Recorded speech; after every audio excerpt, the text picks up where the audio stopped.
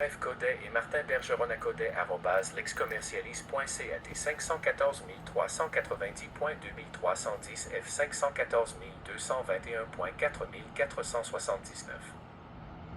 Montréal, le 16 décembre 2016. PAR courriel christiane.boivin@judex.qc.ca christiane.boivin@judex.qc.ca. L'honorable Pierre Coder, JCQ. Cour du Québec. Palais de justice de Québec 300, Boulevard. Jean Lesage, Québec, Québec, G1K8K6.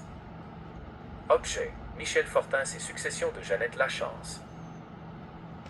Dossier de la Cour, 2 Seine-22-077694-164. Notre dossier, 2016.0009-2. Réplique. Monsieur le juge. Le 25 novembre 2016, l'audition du dossier cité en rubrique a été tenue. Lors de cette audition, les parties ont présenté des plaidoiries au tribunal.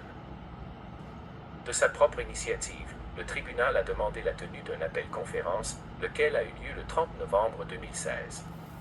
Le tribunal a formulé 2 demandes de précision touchant 1. L'identité de M. Danny Poulin, lequel est identifié dans un jugement du juge Lemelin du 23 avril 2008, et touchant 2.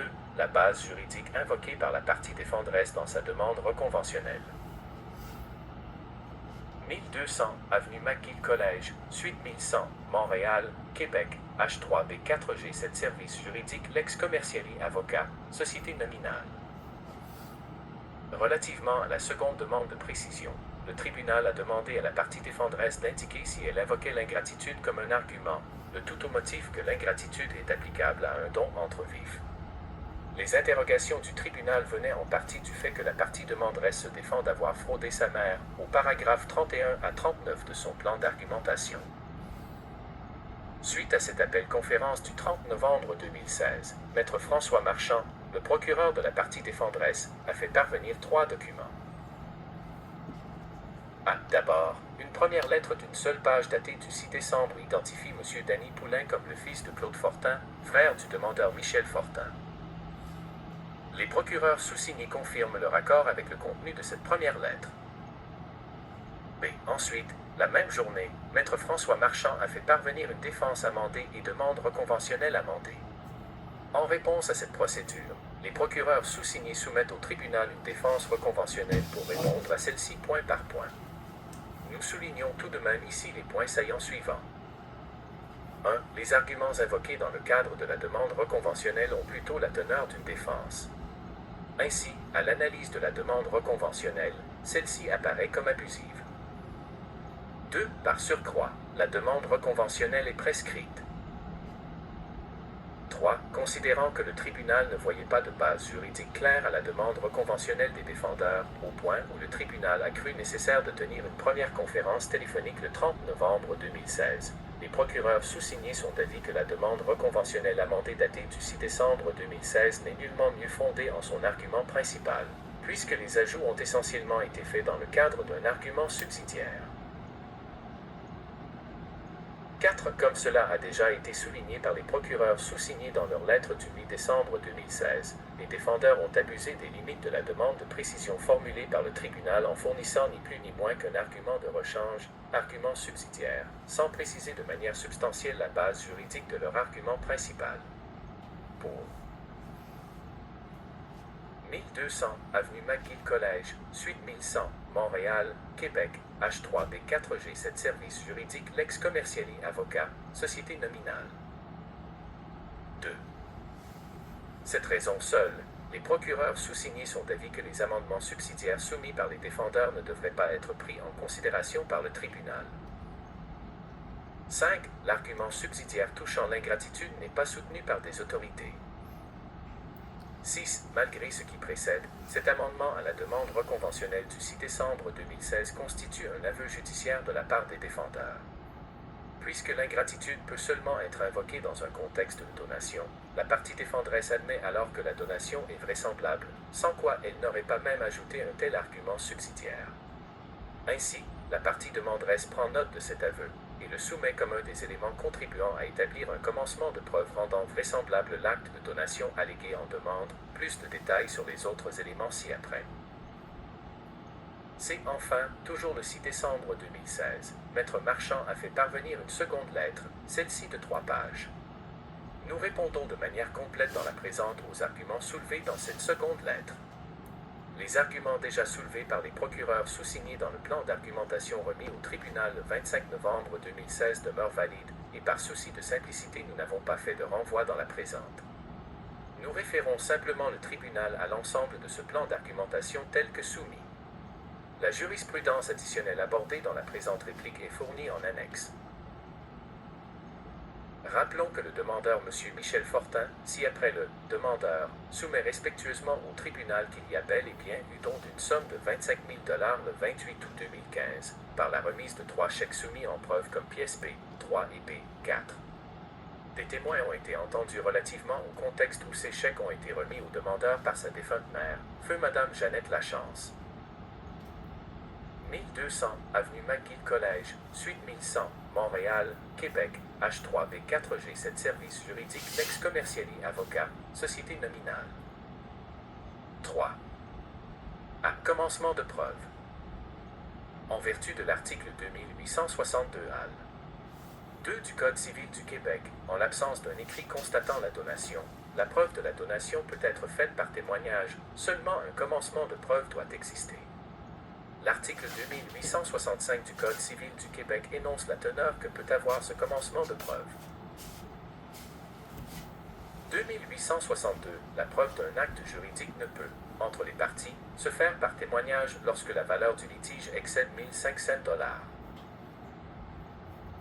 Néanmoins, en l'absence d'une preuve écrite et quelle que soit la valeur du litige, on peut prouver par témoignage tout acte juridique dès lors qu'il y a commencement de preuve. On peut aussi prouver par témoignage, contre une personne, tout acte juridique passé par elle dans le cours des activités d'une entreprise. 2865. Le commencement de preuve peut résulter d'un aveu ou d'un écrit émanant de la partie adverse, de son témoignage ou de la présentation d'un élément matériel, lorsqu'un tel moyen rend vraisemblable le fait allégué. Les défendeurs invoquent le fait qu'aucun commencement de preuve n'existe pour permettre de faire une preuve par témoignage de la donation d'un montant de 25 000 $ au demandeur par sa défunte mère. Une jurisprudence imposante établit que le chèque sans annotation ne peut être un commencement de preuve d'un prêt. Cette idée est relatée par l'auteur Jean-Claude Royer.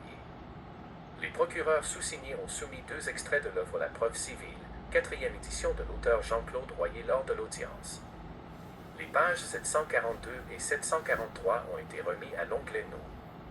6 du cahier d'autorité, et les pages 1254 à 1265 ont été remises en sus des autorités.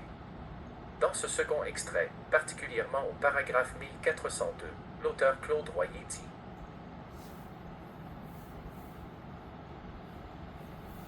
1402 production d'un chèque. L'utilisation d'un chèque comme commencement de preuve est fréquent.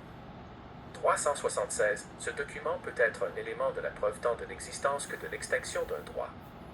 Il peut être utilisé dans le but d'établir une vente, un prêt 378, une donation 379, un bail 380 ou un paiement 381. 1200, avenue McGill Collège, suite 1100, Montréal, Québec, H3B4G7 Service juridique Lex Commerciali Avocat, Société nominale. 4. Souvent, des mentions inscrites sur un chèque indiquent l'objet pour lequel il a été souscrit. Selon la teneur de ces annotations, le document produit est un commencement de preuve d'une créance 382 ou d'un paiement. 383. Ainsi, la mention sur un chèque, à compte d'une vente de sa propriété, est un commencement de preuve suffisant pour permettre la preuve testimoniale d'une vente. 384. Une annotation, à compte sur prêt, sur un chèque, permet la preuve testimoniale du prêt. 385. De même, un chèque produit avec d'autres documents ou d'autres moyens de preuve peut rendre vraisemblable l'existence d'un contrat déterminé. D'autre part, la seule production d'un chèque ne contenant aucune annotation constitue une présomption de paiement. Aussi, ce chèque, signé ou endossé par la partie adverse, n'est généralement pas un commencement de preuve autorisant la preuve testimoniale d'un prêt. 387. Nous soulignons. Le chèque sans annotation ne peut constituer un commencement de preuve d'un prêt. Cependant, il ne faut pas voir dans ce principe une règle formelle. En effet, le principe directeur est la notion de mentionner à l'article 2865 du Code civil du Québec, lorsqu'un tel moyen rend vraisemblable le fait allégué. Or, la notion de vraisemblance relève du domaine factuel. C'est ce que relate le juge Casiré de la Cour d'appel dans l'arrêt 9171 à 2802 Québec ANC, c'est le mieux. 8. Le juge reconnaît, à bon droit, que rien ne s'oppose à la qualification d'un chèque en tant que commencement de preuve au sens de l'article 2865 CCQ, à condition qu'il rende vraisemblable l'existence de l'acte juridique allégué entre le tireur et le preneur. Or, en analysant les circonstances de l'espèce, le juge est d'avis que le chèque en question qui ne comporte aucune annotation ne rend pas vraisemblable le fait allégué, c'est-à-dire l'existence du prêt que la requérante aurait fait à l'intimé. Contrairement à ce que plaide la requérante, cette détermination est hautement factuelle. Le juge analyse la facture du chèque et le contexte dans lequel il a été tiré pour asseoir sa conclusion. Point 1.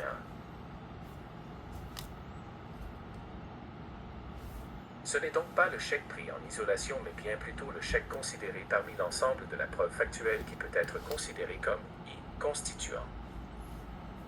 19 171 à 2802 Québec ANC, c'est le mieux. 2014 QCC à 1750. 1200 avenue McGill Collège, suite 1100, Montréal, Québec, H3B4G7.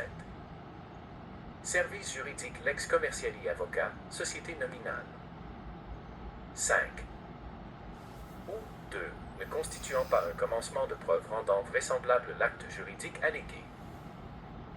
C'est ici que la différence entre le prêt et la donation prend toute son importance, car le prêt suppose, par sa nature même, une formalité plus grande que celle du don. Surtout, un prêt stipulera des modalités de paiement, un taux d'intérêt et un terme, alors qu'un don ne comporte aucun de ces éléments. Ainsi, quand l'acte allégué est un don, étant donné l'absence de modalité de repaiement, le tribunal doit faire preuve de la plus grande prudence. C'est ce principe qui est expliqué dans la décision Gallo C2617 à 4326 Québec ANC. 11. Il est reconnu en droit civil québécois que la simple production d'un chèque ou d'une traite bancaire n'établit aucunement une convention de prêt. D'autre part, la donation ne saurait être présumée et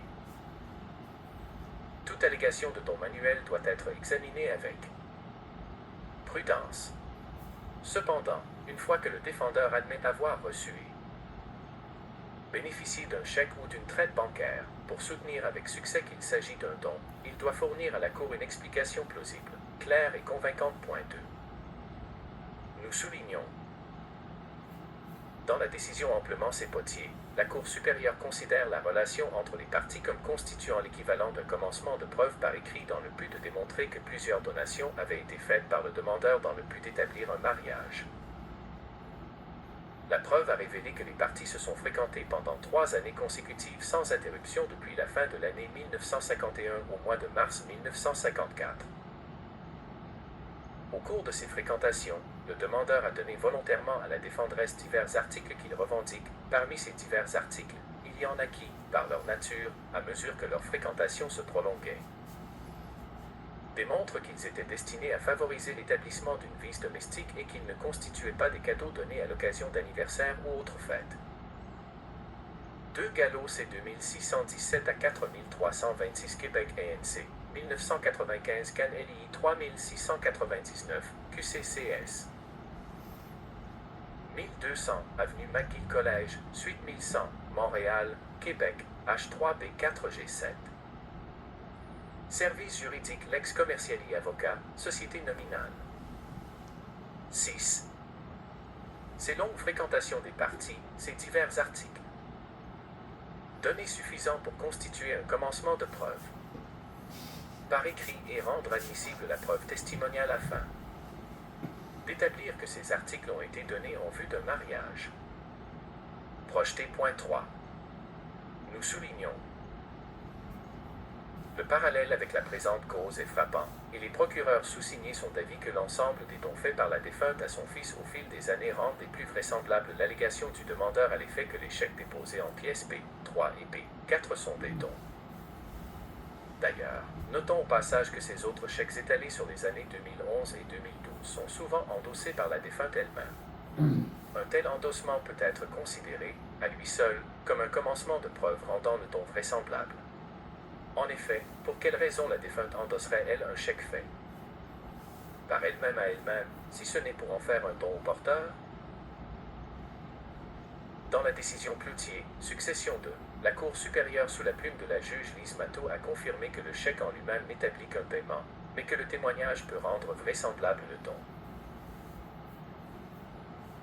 47. L'article 1806 du Code civil du Québec, CCQ, définit la donation comme étant un contrat par lequel le donateur transfère la propriété d'un bien à titre gratuit à un donataire.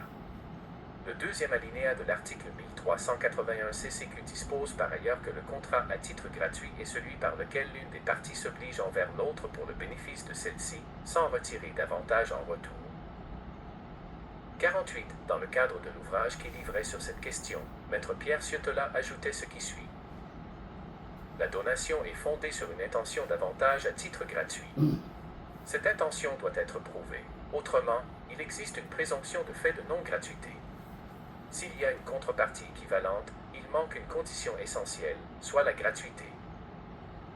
3 Amplement Potier, 1956, CS 441. 1200, avenue McGill Collège, suite 1100, Montréal, Québec, H3B4G7. Service juridique Lex Commerciali Avocat, Société nominale. 7. 49. Cette intention doit par ailleurs être présente au moment où la transaction dont il est question est effectuée et doit découler de faits suffisamment précis et concordants pour permettre de conclure à une donation plutôt qu'à tout autre contrat. 50. En l'espèce, le tribunal est d'avis qu'il y a eu donation. 51. S'il est vrai qu'un chèque fait présumer paiement, le témoignage qu'a livré Solange ne laisse aucun doute à l'effet qu'il n'y a jamais eu de la part de cette dernière une contrepartie valable pour prétendre à tel paiement. 4. Le traitement le plus pertinent de l'objection à la production d'un chèque comme commencement de preuve se trouve dans la décision Cahan Sécuratelle Publique, où la partie demanderesse réclame à la succession le paiement d'une somme de 50 000 $ sur la base d'un chèque complété par le demandeur après le décès du tireur et tiré du compte du défunt qui ne contenait que 3 000 $ de liquidité au moment où le chèque fut signé par le tireur. Comme dans la présente affaire, la partie défenderesse s'est objectée au motif qu'aucun écrit et aucun commencement de preuve n'avait été produit pour établir qu'il s'agissait d'un don. Or, après avoir pris cette objection sous réserve, le tribunal a conclu que sur la base de l'ensemble de la preuve testimoniale entendue, il existait un commencement de preuve rendant plausible le don, dans ce cas pour cause d'obligation naturelle. À l'audition, la demanderesse a tenté de faire valoir par preuve testimoniale sa prétention que le chèque en blanc avait été signé en reconnaissance de l'obligation due de Cuju, à son endroit. La procureure de la défenderesse s'est objectée à la présentation de cette preuve au motif que le chèque ne pouvait constituer un commencement de preuve par écrit selon l'article 1233-7 du Code civil. Suite à cette objection, le tribunal a décidé de prendre sous réserve la preuve testimoniale de la demanderesse. La question se pose ainsi, est-il probable que le chèque signé par le défunt l'a été en reconnaissance d'une obligation naturelle envers la demanderesse? La défenderesse prétend que non. Selon elle, un chèque en blanc ne peut sans annotation spécifique rendre vraisemblable une. 4 Cloutier, succession 2, CS, 19 avril 2006, 2006 QCCS 2102, Sequige AZ, 503687776. 1200, avenue McGill Collège, suite 1100, Montréal, Québec, H3B4G7. Service juridique Lex Commerciali Avocat, Société nominale. 8. Donation ou la reconnaissance d'une obligation naturelle, surtout quand il est complété par la suite par l'administratrice du défunt à partir d'un compte de banque sans provision suffisante, parce qu'il n'émane pas en entier du tireur. Après avoir considéré le mérite de l'objection au commencement de preuve par écrit, le tribunal considère qu'il est vraisemblable que le défunt, à l'article de la mort, ait senti le devoir moral de donner une aide alimentaire ou financière à la demanderesse, en reconnaissance de toute l'assistance qu'elle lui a apportée durant sa vie ici au Canada. Il faut se rappeler aussi que la culture du défunt écartait de sa pensée le recours au testament. Pris dans leur ensemble, tous ces éléments permettent au tribunal de rejeter l'objection de la défense à la preuve testimoniale. Cependant, La Cour veut rappeler que tous les aspects de la preuve qui pouvaient constituer du oui-dire ont été dûment ici notés et exclus de la preuve retenue. Point 5. Enfin, dans l'arrêt de la Cour d'appel du Québec Turcos et Pinsonneau, le juge McCarthy souligne: le commencement de preuve par écrit consiste dans les 3 chèques qui émanent de Pinsonneau et qui, sans nécessairement l'approuver, rendent vraisemblable l'allégation d'un don. Il est vrai qu'un chèque sans mention, comme c'est le cas ici, n'est souvent qu'un écrit neutre. Cependant, Pinsonneau nie expressément qu'il y a eu prêt et ne prétend pas, évidemment, que les chèques furent remis à Jacqueline Turcot en paiement d'une dette quelconque. À moins qu'il n'y ait pas eu de consentement valide de la part de Pinsonneau, ce qui sera décidé par jugement sur le fond, le don est vraisemblable comme explication des chèques. Point 6. En somme, la question de la vraisemblance de l'acte allégué devient la question cruciale devant être évaluée par le décideur. Or, sur cette question, dans la présente affaire, les défendeurs présentent une argumentation confuse. En effet, dans leur demande reconventionnelle amendée, les défendeurs font référence à des chèques. 5 Cairn Sécuratel Public, CS, 16 août 1988, ce qui JAZ 88021472, JE 88 à 1200. Si Turcos et Pinsonneau, 1986 Canelli 3814, QC Canada. 1200, avenue McGill Collège, suite 1100, Montréal, Québec, H3B4G7. Service juridique Lex Commerciali Avocat, Société nominale. 9. Datant de 2011 et de 2012, où la défunte feu Madame Jeannette se faisait des chèques adressés à son propre nom pour suggérer que le demandeur avait détourné ces sommes pour son propre profit à l'insu de la défunte.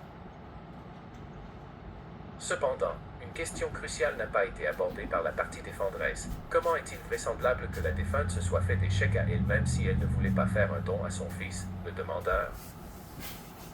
N'oublions pas non plus que la défunte était au fait que le demandeur avait une procuration dans le compte de la CIBC. Aussi, pour quelle raison se serait-elle fait des chèques à elle-même, alors qu'elle pouvait faire elle-même des transferts d'argent par Internet, comme ses états de compte le démontrent, si ce n'est pour faire un don au demandeur? B.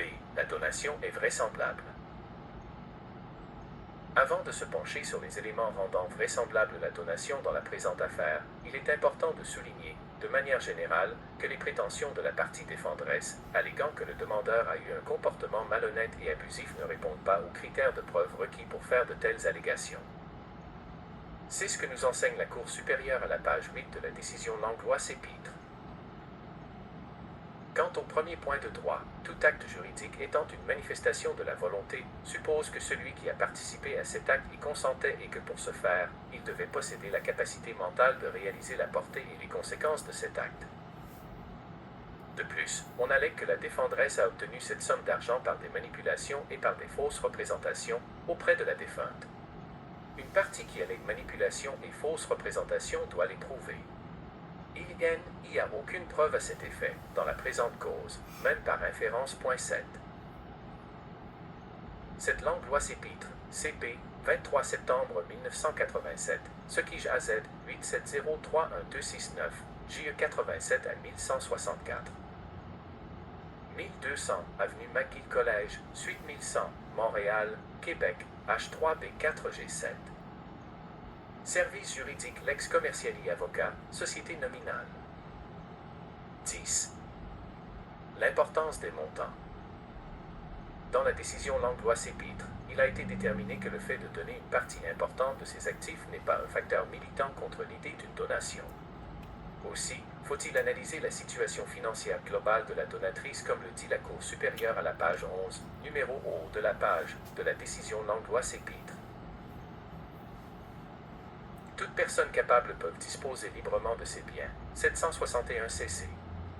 Il n'y a aucune restriction quant à la donation partielle ou totale de ses biens.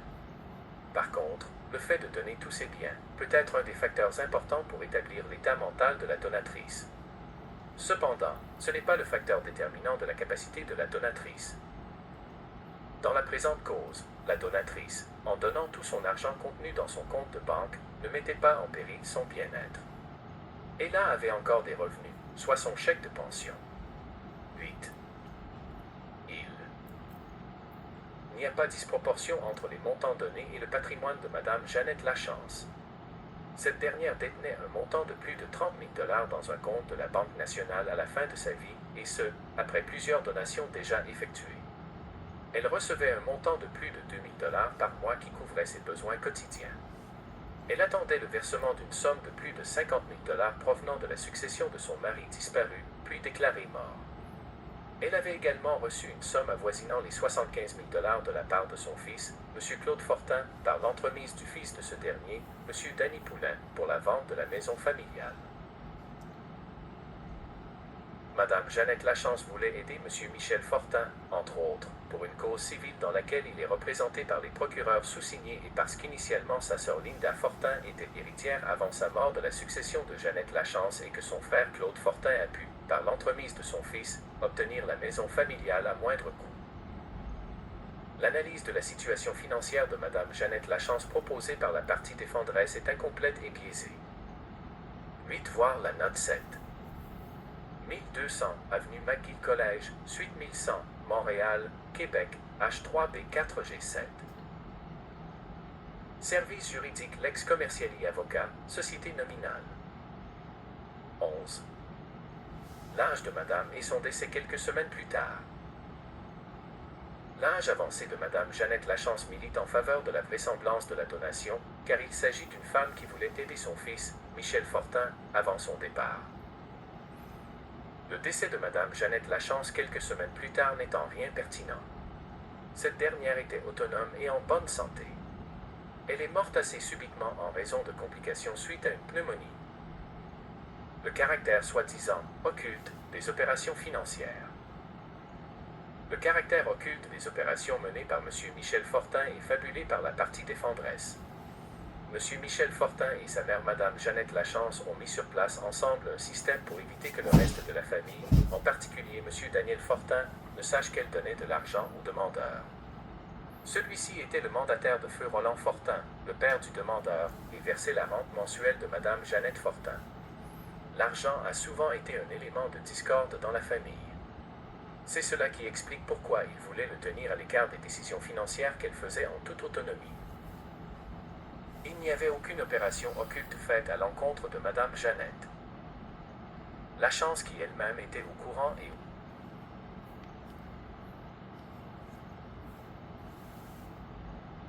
autorisait toutes les dites transactions, et ce, pendant plusieurs années. La partie défenderesse confond sa surprise face à ces opérations et sa non-connaissance de ces opérations avec celle de la défunte. Aussi, le comportement de la partie défenderesse dans le présent dossier confirme de manière frappante l'appréhension de la défunte, à savoir que M. Daniel Fortin causera des difficultés s'il vient à être au courant des opérations financières faites librement par la défunte dans le but d'avantage son fils Michel Fortin. Le fait que 3 chèques soient datés du 28 août 2015.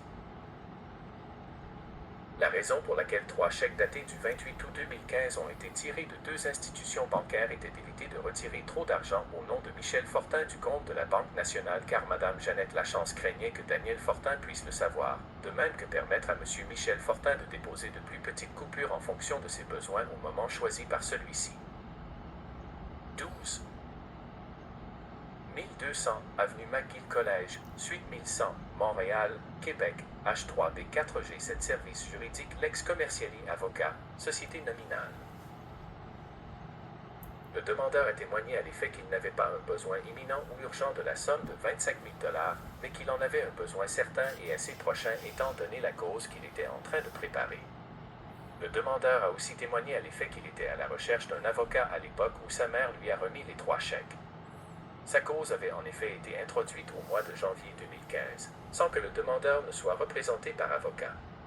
Cependant, le demandeur se cherchait alors activement un avocat pour le représenter dans cette cause importante.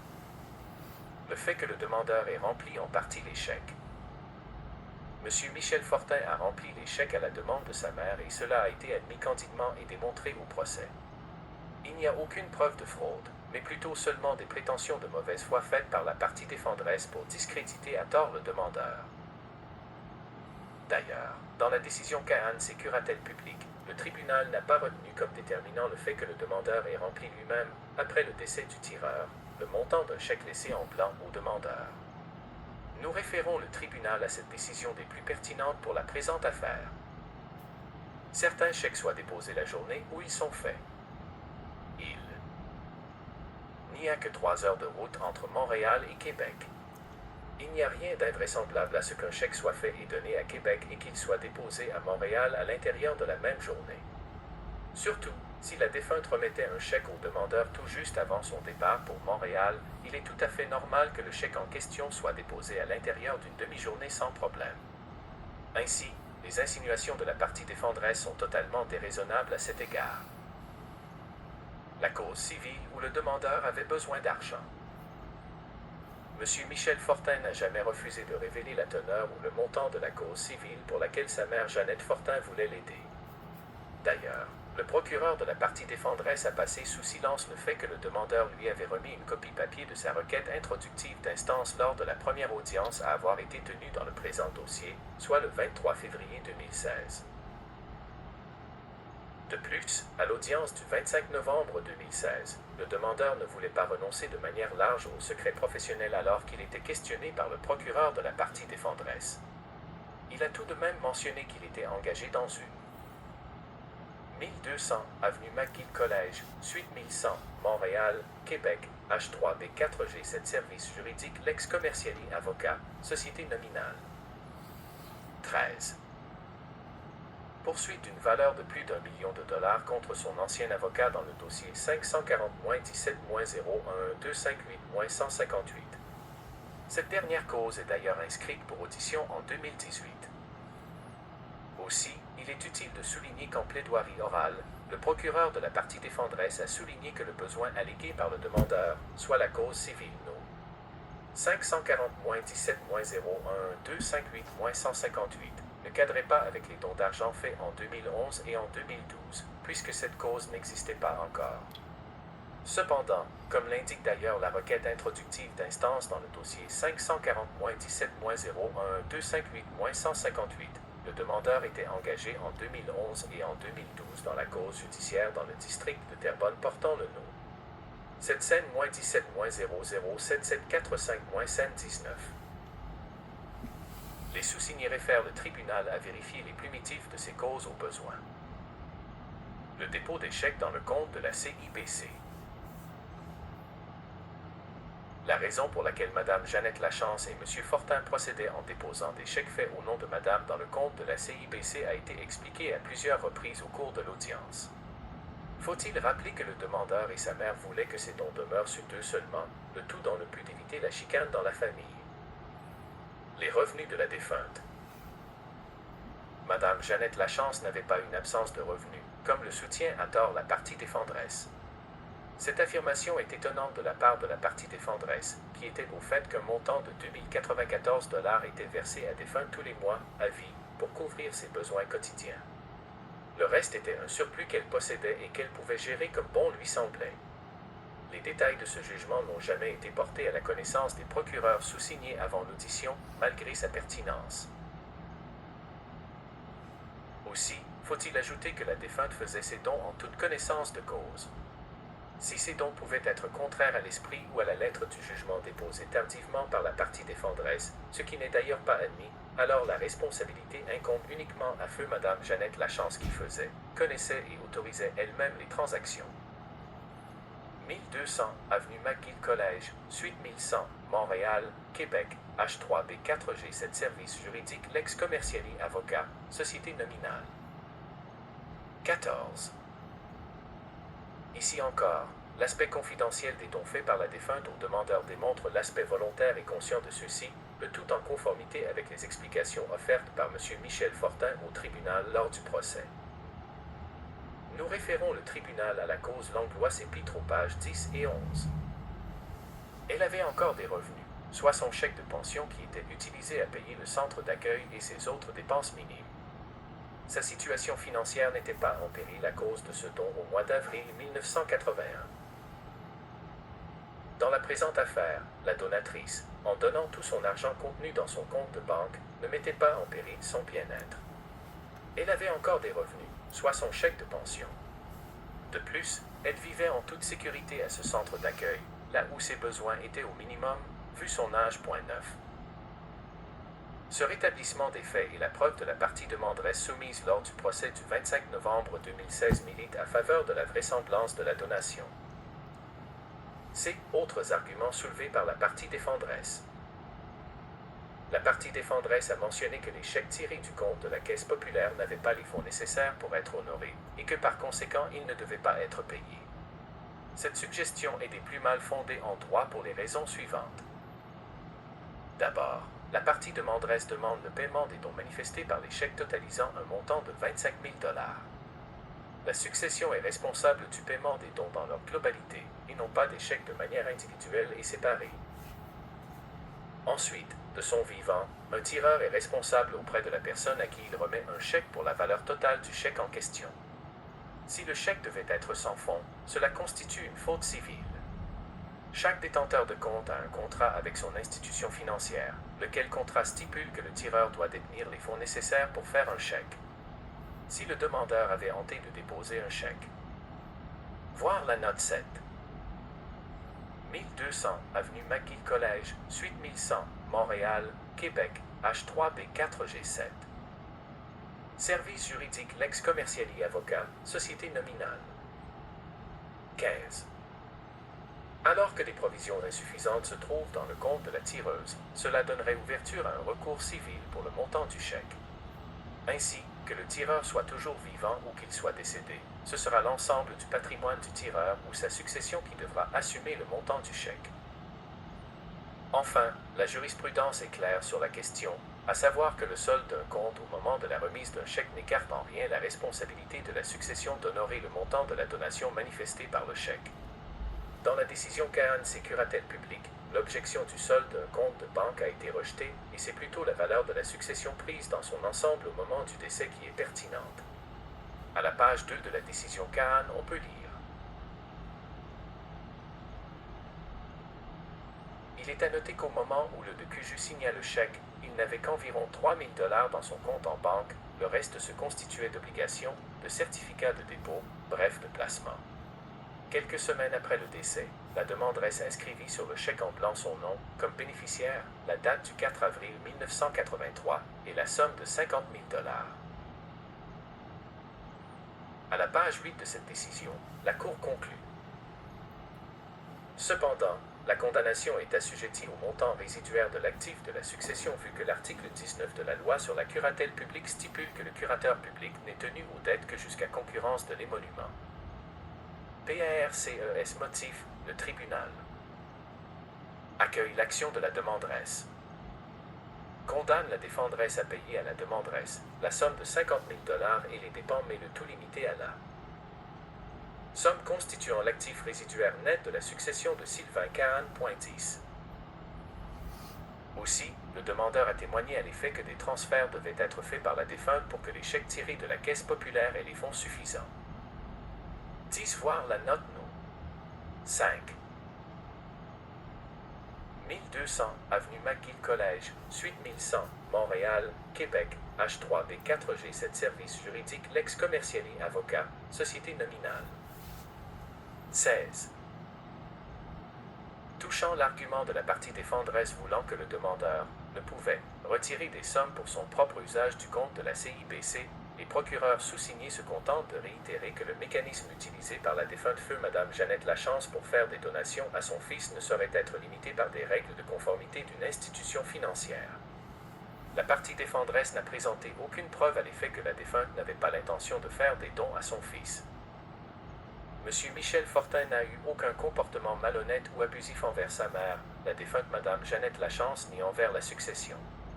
Il n'a commis aucun geste répréhensible, n'a diverti aucune somme et n'a orchestré aucun manœuvre de dissimulation. Madame Jeannette Lachance, la mère du défendeur, était au courant et a autorisé son fils à utiliser son compte bancaire de la CIBC de la sorte, et ce, pendant plusieurs années.